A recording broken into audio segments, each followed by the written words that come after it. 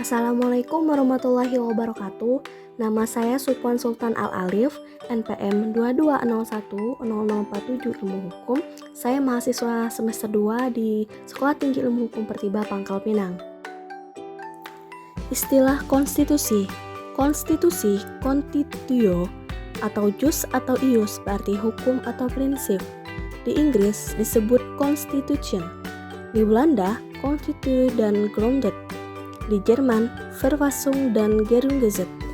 Di Prancis, Droit constitutionnel dan Loi constitutionnelle.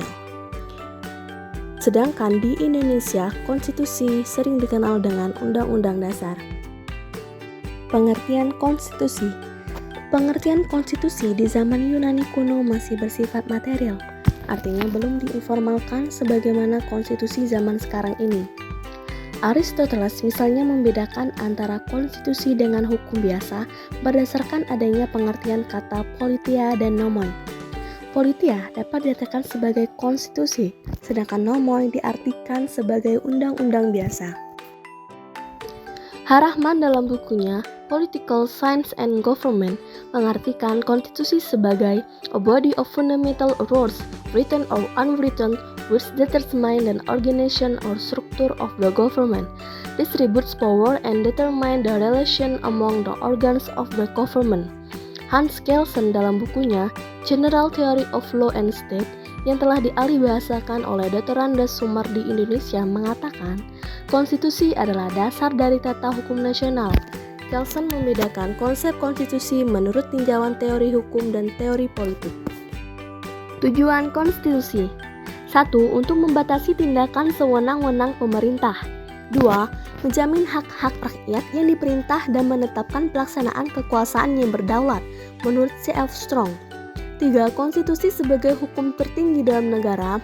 Maka tujuan tertinggi itu adalah keadilan, ketertiban, perwujudan nilai-nilai ideal seperti kemerdekaan atau kebebasan, dan kesejahteraan atau kemakmuran bersama.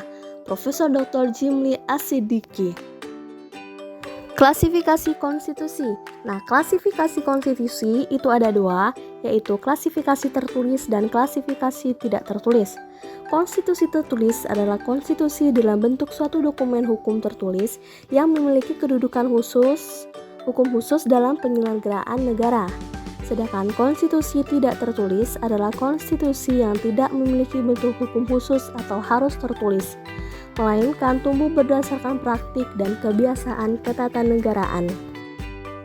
Ferdinand Lassalle dalam bukunya Über Verfassungswesen 1862 membagi konstitusi dalam dua pengertian. 1. Pengertian sosiologis dan politis. 2. Pengertian yuridis. Konstitusi dilihat sebagai satu naskah hukum yang memuat ketentuan dasar mengenai bangunan negara dan sendiri-sendiri pemerintahan negara. Hermann Heller dalam bukunya Staatsrecht mengemukakan tiga pengertian konstitusi, yaitu 1. Konstitusi dilihat dalam arti politis dan sosiologis sebagai cermin kehidupan sosial politik yang nyata dalam masyarakat. 2. Konstitusi dilihat dalam arti yuridis sebagai suatu kesatuan kaidah hukum yang hidup dalam masyarakat. 3. Konstitusi yang tertulis dalam satu naskah undang-undang dasar sebagai hukum yang tertinggi yang berlaku dalam suatu negara. Carl J. Fenris dalam bukunya Constitutional Government and Democracy Theory and Practice in Europe and America mendefinisikan konstitusi dalam 5 konsep, yaitu filosofis, struktural, legal, dokumentarian, dan prosedural. Profesor Dr. K.J. Woodhouse mendefinisikan Undang-Undang Dasar atau konstitusi sebagai undang-undang yang tertinggi dalam negara yang memuat dasar-dasar seluruh sistem hukum dalam negara itu. Sifat konstitusi.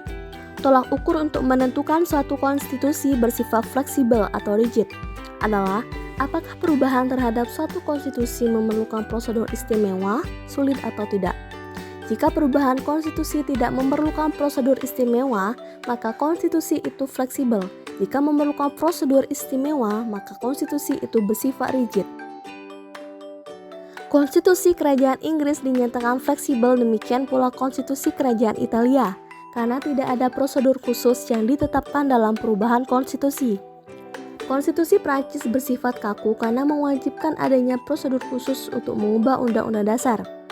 Konstitusi Amerika Serikat pun bersifat kaku karena tidak dapat diamandemen tanpa adanya prosedur istimewa. Nilai konstitusi. Satu, nilai normatif adalah suatu konstitusi berlaku dalam negara dan norma-normanya dilaksanakan dalam kenyataan. 2. Nilai nominal. Suatu konstitusi berlaku dalam negara, tetapi ada pasal-pasal tertentu yang belum dilaksanakan. 3. Nilai semantik adalah suatu konstitusi berlaku dalam negara, tetapi hanya dijadikan sebagai lip service, jargon semboyan dan pemanis pembenaran semata.